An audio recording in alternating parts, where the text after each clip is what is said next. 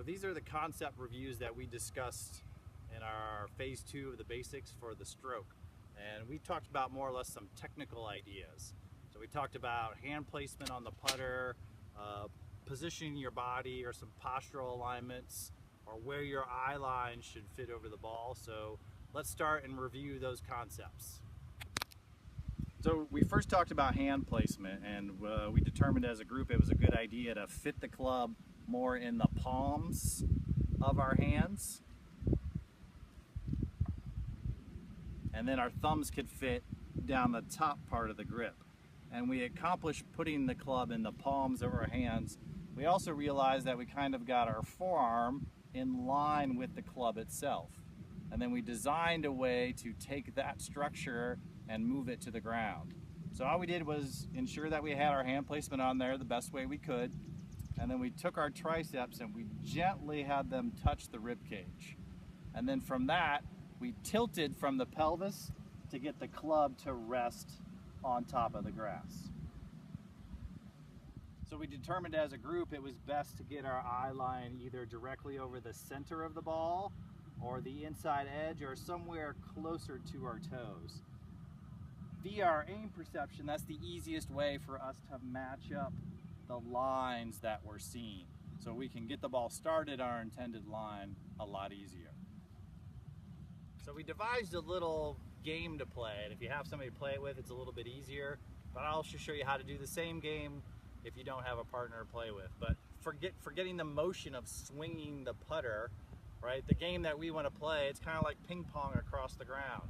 So I'm going to use Tucker here, and I'm going to roll the ball gently with only one hand, my trail hand or my dominant hand, and he's going to roll it back towards me. And through this exercise, the players understand on how to swing the tool.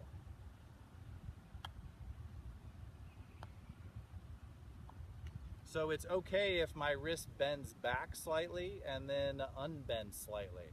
I'm not trying to just rock a baby in my arms when I move the putter. It's okay. We're encouraging you to actually bend your wrist back slightly and unbend your wrists slightly. So if you don't have somebody to play the game with, you can just do it alone. So I'm going to get about 10 feet from a hole. I'm going to walk up there using my trail arm, and I'm just going to hit the putt towards the hole. So in class we also kind of discussed, well, I got both hands on the club, and we figured too it was okay to hold it different ways, meaning that the trail hand could kind of have this like pencil style, or we have this saw style, or even maybe a claw style grip. But still that forearm's going to be in line with the club. So that means that the lead hand is going to have some control. So you want to practice the same exercise with the lead hand as well.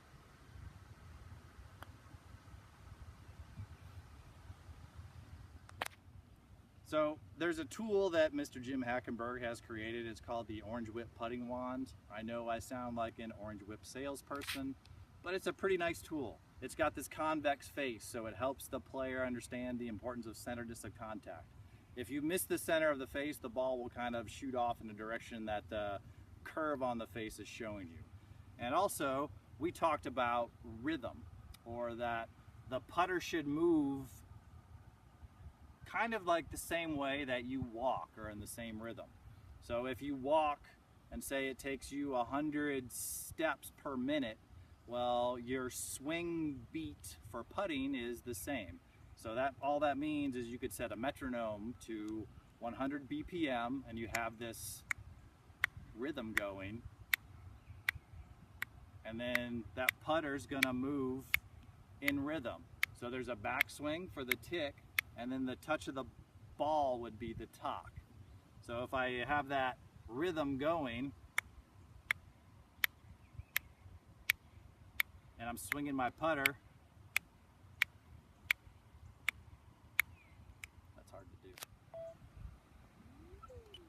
So I have this app on my phone, it's called Puttronome, and I got it set for my personal BPM, which is right at 100. So I use the first two beeps kind of to cue me to look.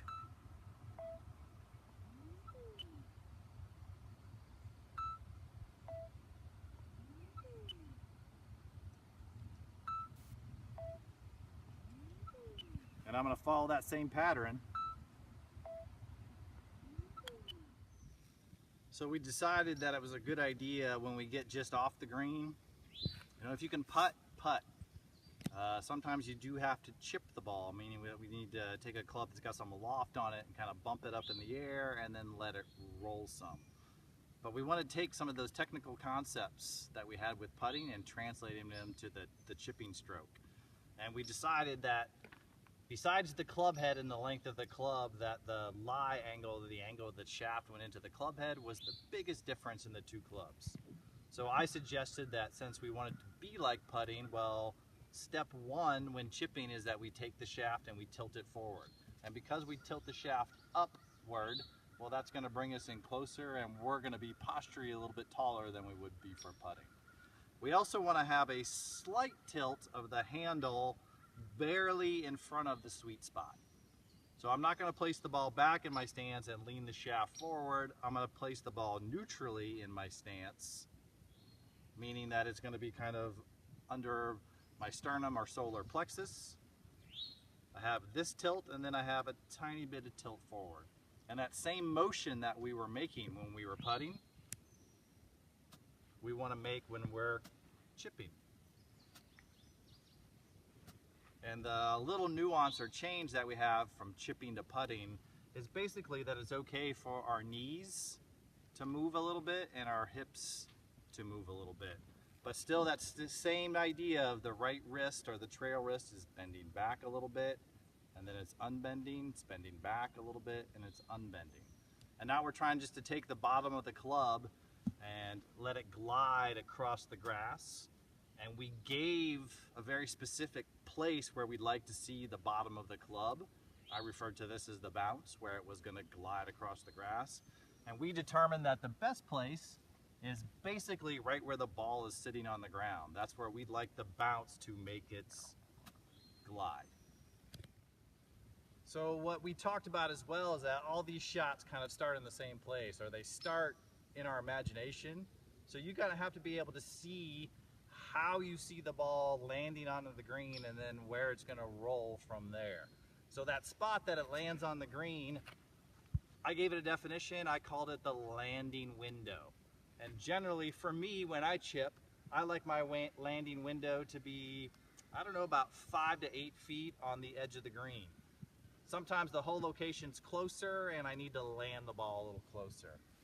So all I'm doing in this practice exercise is I've defined my landing window. I took a little frisbee disc, I put it down on the ground, and I'm going to try to make my ball land in that window. I'm a big fan of rehearsal strokes for touch and feel kind of shots. So I'm going to rehearse that touch or feel that I think I need to move the ball in the air into that landing window.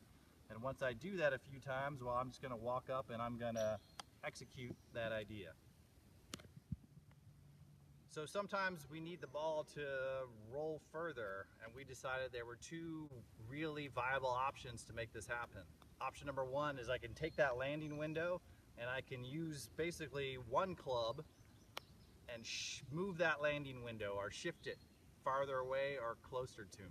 So for me, I don't like to move the landing window, or I like to kind of keep it in that 5 to 8 feet on the green. So if I need the ball to go further, I switch clubs. I use one general stroke, but then switch clubs. So I have my gap wedge, my 9-iron, and my 7-iron. And a generalization from club to club, I'm going to get about 2.5 to 5 feet of roll difference for each club.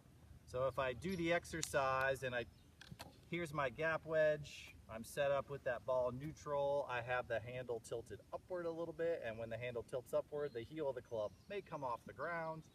I'm brushing the grass in that very specific area, and then I'm trying to land my ball as near my landing window as I can.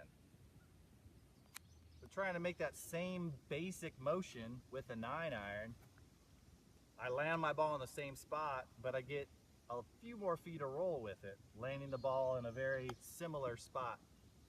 So I'm only using 3 clubs as an example, but you got to realize, right, you can take your lob wedge if you have one, your sand wedge, your gap wedge, your pitching wedge, and you're going to get between that 2.5 or 5 feet of distance change in roll from club to club, trying to make that same or similar motion, trying to make the bottom of the club or the bounce glide across the grass in that specific area, using that same rhythm or tempo that we had with the putter. I got my little upward tilt, my little forward tilt, and it's not to say that I'm disappointed if I miss my landing window, but if I aim small, my miss is small, so that therefore my ball's not, even though those first couple went a little further than I'd like them to, that ball's gonna still end up in a makeable position for a putt. So this is just the 7-iron, trying to get the ball to land in that window, just like the other two clubs.